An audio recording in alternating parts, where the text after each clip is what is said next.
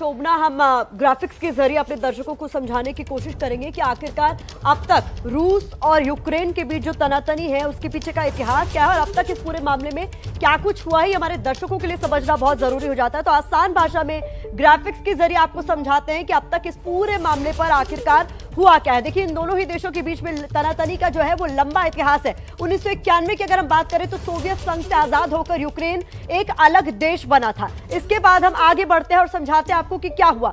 रूस ने क्रीमिया को यूक्रेन का हिस्सा बताया, यह हुआ है साल 1991 में ही। अब 2004 पहुंचिए, रूस समर्थक विक्टर यानुकोविच यूक्रेन के राष्ट्रपति बने, यानी इन्हें रशिया का समर्थन हासिल था, ये बन गए यूक्रेन के राष्ट्रपति। इसके बाद क्या हुआ, 4 साल बाद यानी 2008 में यूक्रेन के नेटो में शामिल होने का रूस ने विरोध शुरू कर दिया। वो नहीं चाहता था कि नेटो का हिस्सा बने यूक्रेन। इसके बाद आगे बढ़ते हुए आपको समझा देते हैं, साल 2010 में रूस समर्थक विक्टर यानुकोविच एक बार फिर से यूक्रेन के राष्ट्रपति बने, यानी दोबारा चुनाव हुआ, दोबारा ये राष्ट्रपति बन गए। लेकिन इसके बाद क्या हुआ, ये समझना भी आपके लिए बहुत जरूरी है। 2010 में ही विक्टर यानुकोविच ने भी नेटो में शामिल होने का विरोध किया। वो नहीं चाहते थे कि यूक्रेन नेटो का हिस्सा बने। तो इसको लेकर फिर क्या हुआ, 2014 में राष्ट्रपति विक्टर यानुकोविच के खिलाफ यूक्रेन में बगावत शुरू हो गई, विरोध प्रदर्शन शुरू हो गया, जैसा कि हमारे सहयोगी प्रणय बता रहे थे। 2014 में राष्ट्रपति विक्टर यानुकोविच को यूक्रेन छोड़ना पड़ा, मतलब बगावत ऐसी हुई कि उन्हें यूक्रेन छोड़ना पड़ा। 2014 में रूस ने यूक्रेन के इलाके क्रीमिया पर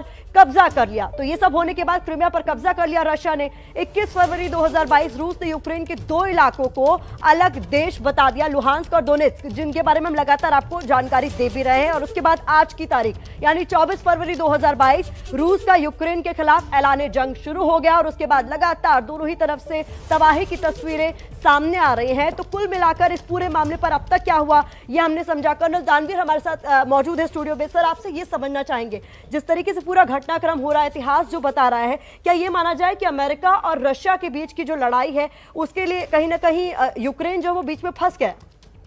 इसमें तो कोई डाउट ही नहीं है। जैसे ये पूरी जो लड़ाई है ये नेटो में शामिल होने ना होने को लेकर है, क्योंकि रशिया जो है काफ़ी थ्रेटन फील करता है अगर यूक्रेन के अंदर कोई नेटो जैसी कोई संस्था आके और वहाँ पर स्टेशन हो। उसका कारण अगर आप वर्ल्ड वॉर 2 के अंदर जाएं तो जर्मन फोर्सेस जितनी तेज़ी से मॉस्को के दरवाजे तक पहुंच गई थी, उसका कारण ये था कि ये पूरा इलाका एकदम प्लेन है, कोई नेचुरल ऑब्स्टिकल नहीं है और मैसिव असॉल्ट अगर इस इलाके से मॉस्को की तरफ होता है तो उसको संभालना रोकना बहुत बहुत मुश्किल है।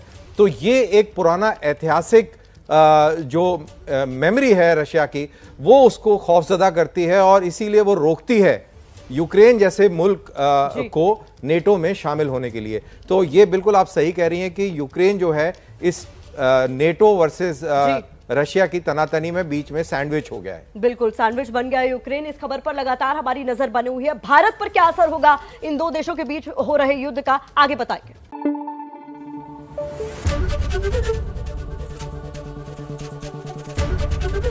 एबीपी न्यूज आपको रखे आगे।